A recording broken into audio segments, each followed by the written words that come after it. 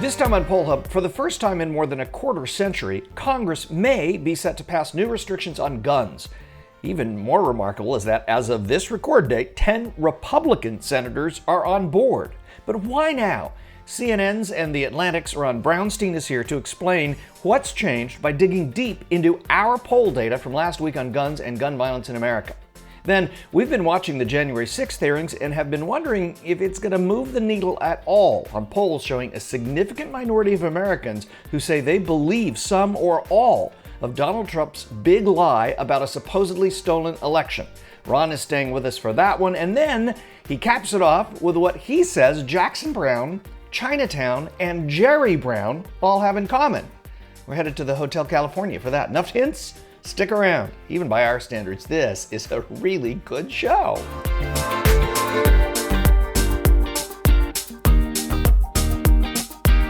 And hi, everybody. Welcome to Poll Hub. I'm JD Dapper. I'm Barbara Carvalho. And I'm Lee Marigoff. Last week, we put out a poll with our partners at NPR and the PBS NewsHour on kind of gun rights versus gun violence. And on Sunday, a bipartisan collection of senators reached an agreement. Now, this isn't a law yet, and it may never become a law, but an agreement on new restrictions on gun ownership and who can have guns and how they can get them. And it is being heralded as pretty historic. It's been 26 years since anything passed out of the Congress on guns. And we thought we wanted to dig back into this data. We mentioned last week, we want to dig deeper in this data, and who better than Ron Brownstein, who is the senior editor at The Atlantic and then senior political analyst at CNN, and the author of a book that we may talk about later. But who better to have on than that? Because Ron, you look into our data in ways that we don't always think to look into it. And I know that with the gun data, you have been poking around in there too. What is your take on why this is happening now, after all of these years with no action at all from Congress? Well, great question, and so happy to be here with some of my favorite people for many years and the long journey to understand American public opinion. Well, look, I do think that we have seen a pretty clear pattern in public opinion for the last several years.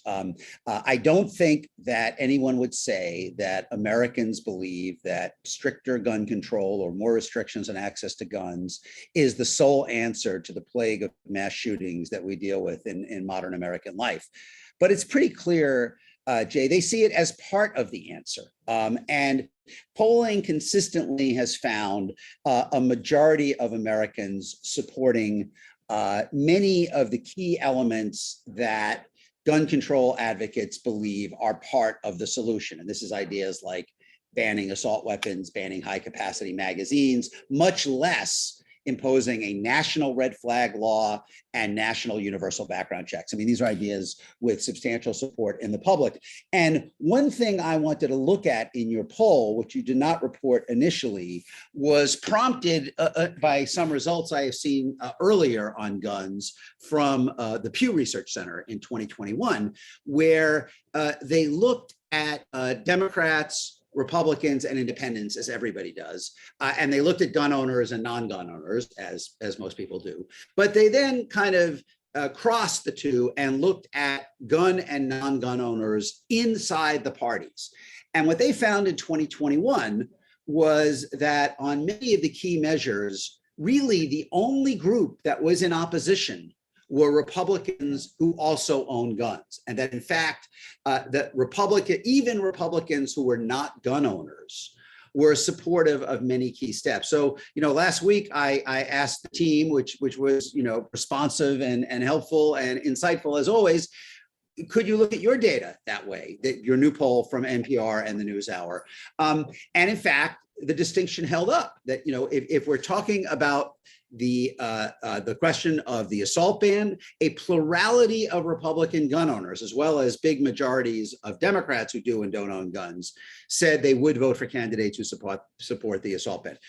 Big numbers of Republican non-gun owners supporting a national red flag law, also supporting national universal background checks. And what is striking in your results is that even half or more of Republican gun owners support those ideas. So with that as the backdrop, I mean, what the Senate did is important, that they did something. They've broken the nearly 30-year logjam, but it is a measure to me also, the fact that they could not even do a national red flag law. They could not do universal background checks on a national basis. It is a reminder, I think, and a demonstration that gun owners have a veto inside the Republican Party. Republican gun owners have a veto over the party's policy. And because of the Senate and the filibuster, that extends to basically a veto over what the country as a whole can do. That essentially one group saying no outweighs everybody else saying yes. Ron, are the from a strategic standpoint, we'll get back to the data in a sec, but are the Democrats well advised to take what they can get and break the logjam, or are they giving cover for the Republicans who can now say, yeah, we took reasonable steps in the face of all this tragedy? I mean, strategically, does one or the other make more sense to you intuitively? It's a tough call. I think substantively, if you are a legislator, you have to take what you can get if you believe that it's going to make things even marginally better. And I do think, all of the major groups that work on gun safety believe that this compromise will make things marginally better. But it is a very small set of steps, and it does do exactly what you say, which is allow Republicans to say, well, we took reasonable steps, therefore we don't need to do more. I think, Lee, in a practical sense, in terms of future legislation, it's not that significant because it's pretty obvious there will never be significant restrictions on gun ownership through the Senate unless you end the filibuster. I mean, I think that is pretty obvious by now. But politically, I think it's a mixed bag for Democrats. It does allow them to say, we got something done at a time when they have conspicuously failed on many of their highest profile priorities because of Manchin and Sinema. But it also does exactly what you say. It allows Republicans to say, really, they've done more than they have done. And on the flip side, Democrats can then say, we got started, but imagine what we could do if we had lots more Democrats. I guess there's an argument for both sides in this. Yes, I agree. And look, I think overriding any of the political arguments is the reality. I mean, you're spending your life in the Senate and the House. I mean, they're long days, it's a lot of stress. And if you have the opportunity to do something, which doesn't come around that often these days, you take it. I think you take it, regardless of what you think are the political ramifications, if you believe it's valuable. And look, I mean, I think there are a lot of serious voices who think that this can make a difference. And, and if it prevents one mass shooting, it is worth it. Why now? I mean, as you point out, these numbers really haven't changed over time. And we've certainly had a number of, mass shootings that have been horrific. So what do you think is different right now? It's hard for me to say. Why? I mean, partially, I think what's different is they lowered their sights, right? I mean, I think if you were trying to do universal background checks, which was the response to Sandy Hook, that would not have succeeded. There would not have been 10 votes. I think it's a combination of that and the confluence of two of these horrific mass shootings so close together that probably broke the logjam. I'm not sure, it's interesting. I was trying to think, Lee, as you were asking your question about the immediate electoral implications. Ron Johnson, who is the one Republican incumbent who has the toughest race, is probably going to vote against this. It's not going to provide cover to him.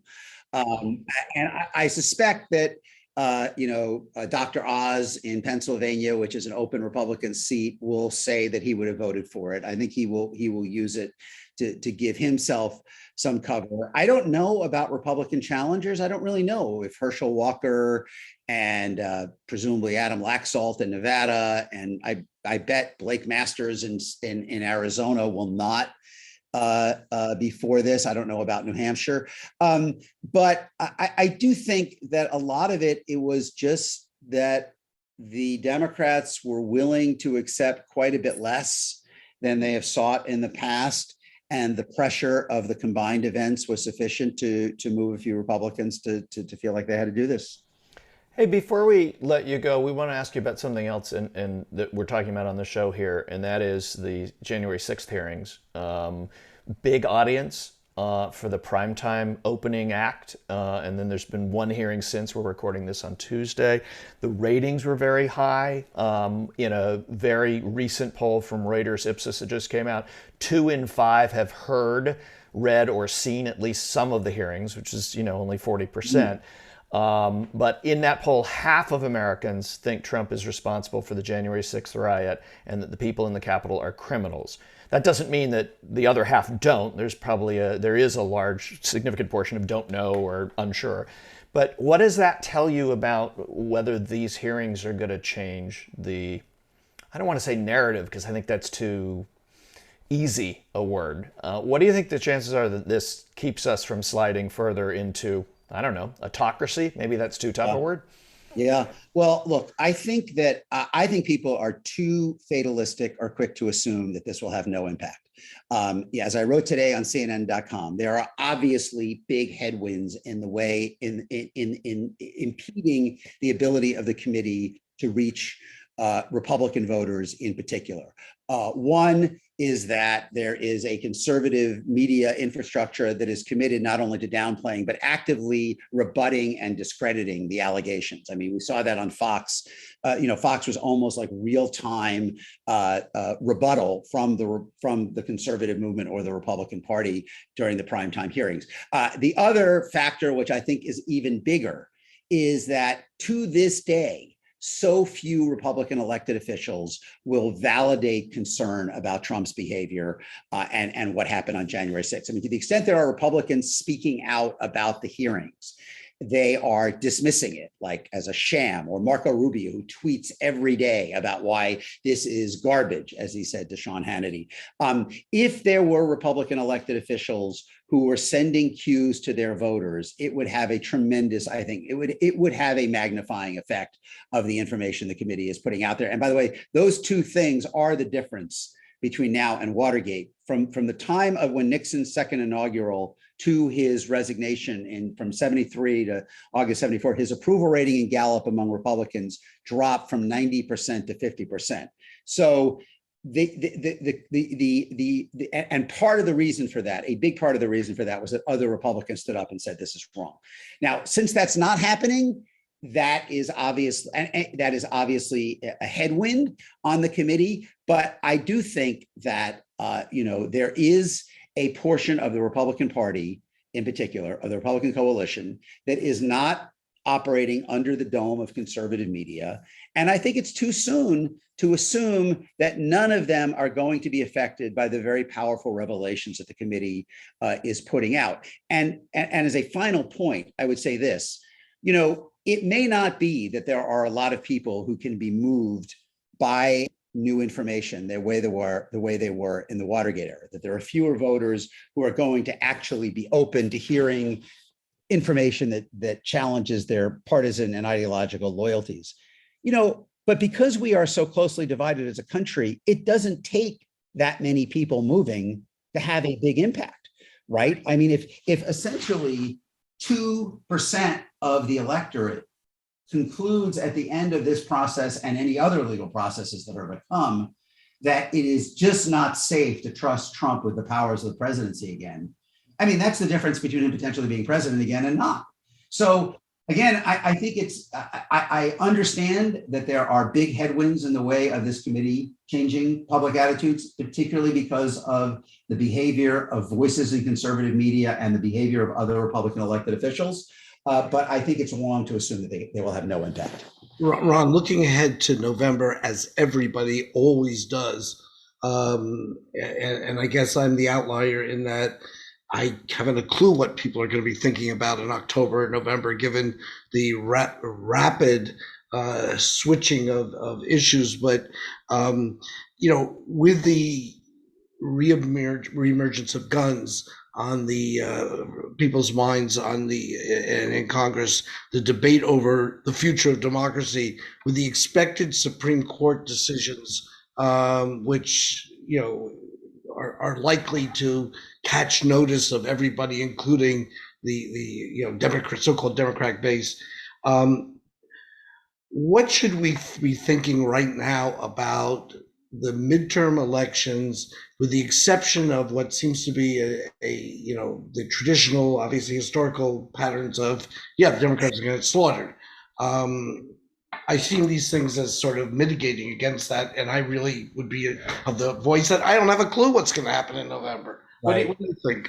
Well, look, I think the critic, you put your finger, as is often the case, Lee, on the critical variable, which is, I think, how much can those issues, guns, abortion, democracy, other rollbacks of rights that are happening in the red states, how much can those issues change the turnout mix? I mean, we know that by historic standards, Democrats are heading for a very difficult election. First midterm is always bad for the party that holds the White House. We haven't had many elections where inflation was this high.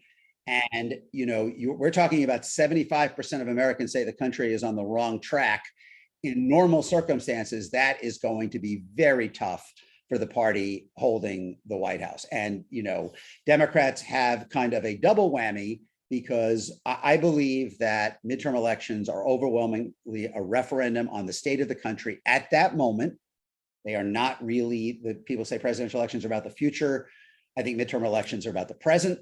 And I think swing voters not truly invested in the battle between the parties are going to vote largely on their economic circumstance, and they are going to vote. They're going to take it out on Democrats, even though this is a worldwide phenomenon and Republicans have not offered an alternative vision and all of that. I also think that part of the double whammy is that ordinarily throughout history, the party holding the White House, their voters are less, feel less urgency about voting in a midterm.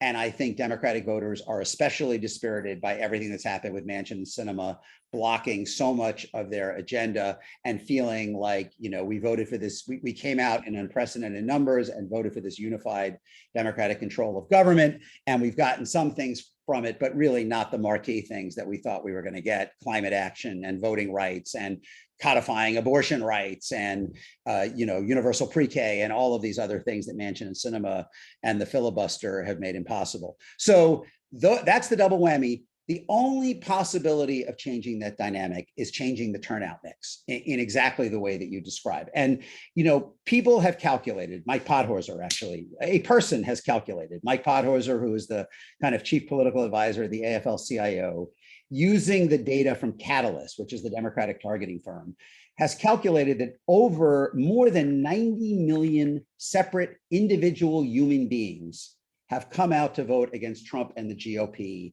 in at least one of the past three elections, 2020, 2018, and 2016. Over 90 million people. Okay, you need about 55 million people, maybe at most, to have a very competitive midterm for Democrats. So at this point, Biden's approval isn't going to improve much before the election. Inflation doesn't look like it's going to improve much before the election.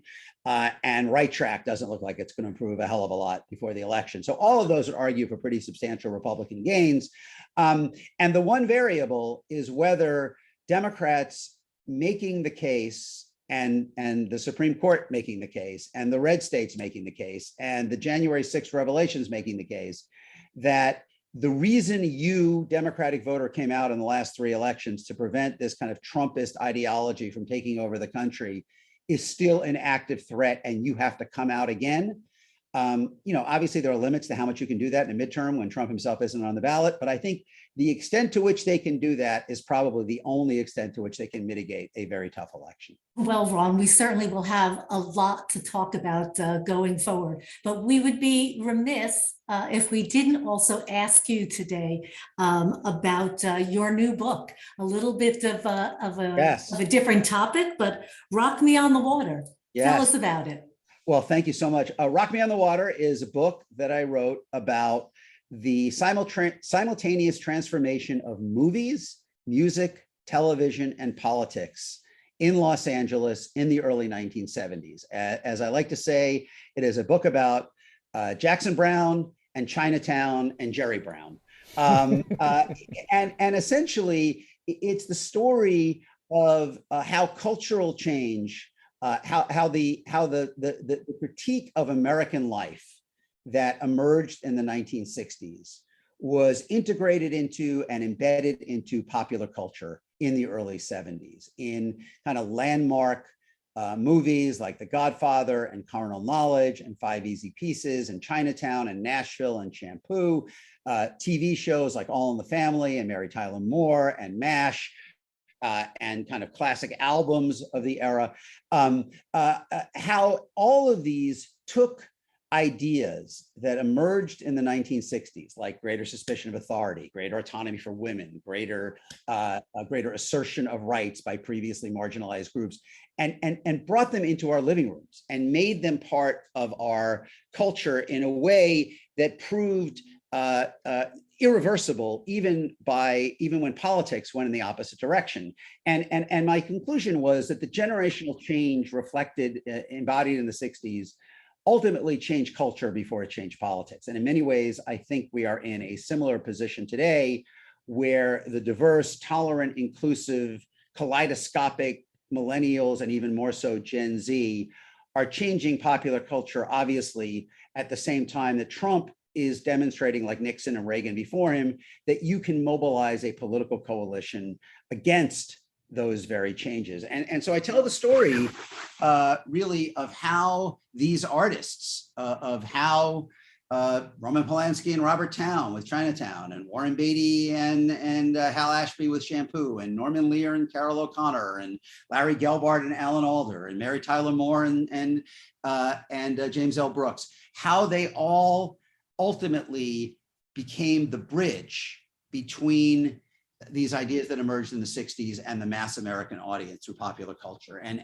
I think you get a really close look at the interplay between politics and culture, and how social ideas ultimately infuse culture. And plus, there are a lot of really fun stories about how Jackson Browne and Glenn Frey wrote Take It Easy, and how Carol O'Connor battled with Norman Lear over the direction of All in the Family, and The Last Night, and how Faye Dunaway and Roman Polanski almost killed each other during the filming of Chinatown. So it's a combination of kind of cultural analysis, but also a really on the ground look at why it must have been a lot of fun to be in Los Angeles in 1974. It must have been a lot of fun to do the interviews and the research for that too, because you get to do the stuff covering politics is a love, but I can tell from what you just went through there that you love the culture. That must have been a heck of a lot of fun. Just one quick story, very quick story. Like, yes, when I lived in LA the first time in the 90s, I wrote a book that was the history of the relationship between Hollywood and politics going back to the 1920s. So I sort of worked in this kind of, tilled these fields before. And when I wrote that book, it was great. I mean, I interviewed people who were from the Hollywood 10 and the Blacklist who are still alive, and, go out to houses in Malibu or up in the Hollywood Hills. I mean, Charlton Heston's house, which is like this classic mid-century modern up in Coldwater Canyon. But, and it was similar in this book. I mean, going to interview people, I talked to Warren Beatty and Jane Fonda and Jackson Browne and Linda Ronstadt. Oh, she was by phone, and many of the executives. But I have to say, guys, the coolest thing in the writing of this book was going to the house of Lou Adler, who was the songwriter. He wrote It's a What a Wonderful World It Would Be with Sam Cooke, and later the record executive and producer who produced the Monterey Pop Festival in 1967, and later was the producer of Tapestry, which was for a while, it still is one of the biggest selling albums of all time. Anyway, he has a house up in the hills in Malibu that classic California ghost doors, all the doors, glass doors completely disappear.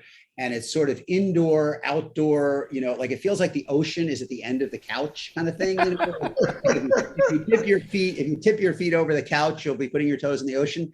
And he has a couple of keepsakes that were like really right up there all time. For one thing, as I talk about in the book, John Lennon had what was called his lost weekend when he split.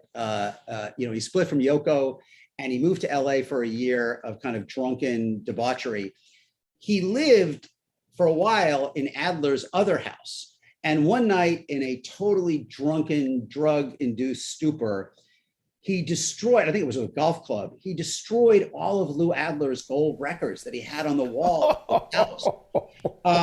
And so Adler showed me, and John Lennon was an artist, a talented artist as well. He showed me this lamp that he made for him out of a giant Smirnoff vodka bottle, and it was in lieu, LEW, of damage done. That's what it read on the shit. By the way, the person with John Lennon that night when he destroyed Lou Adler's gold records was Jimmy Iovine. So the story gets even better. Okay, but that isn't the highlight. Let me just give you the highlight before we all go. The highlight is that in this living room where it feels like the ocean is at the end of the couch, Adler, not surprisingly, has various posters from his career. And by the way, people in America, if you remember the Dodger Braves NLCS last year, you would have seen Lou Adler, the coolest human being probably alive, sitting behind home plate in a white suit with a white beret and dark sunglasses in his customary seats. And he's got this white beret that he wears all the time. Anyway, but in his living room, he has a poster from the Monterey Pop Festival. It's about 7 feet high that he produced. And the poster is signed by all 4 of the Beatles, because they were supposed to come to Monterey Pop and didn't, to finish this album they were working on that I don't know whatever became of it. It was something called Sgt. Pepper's. And they were still in the studio. They didn't finish as soon as they thought. And so, or they were promoting it or whatever, but they couldn't come because of Sgt. Pepper. And he has this thing signed by all 4 of the Beatles, basically apologizing to him for not being there. Ron, if I didn't know better, I wouldn't think you were a transplanted New Yorker. Yes.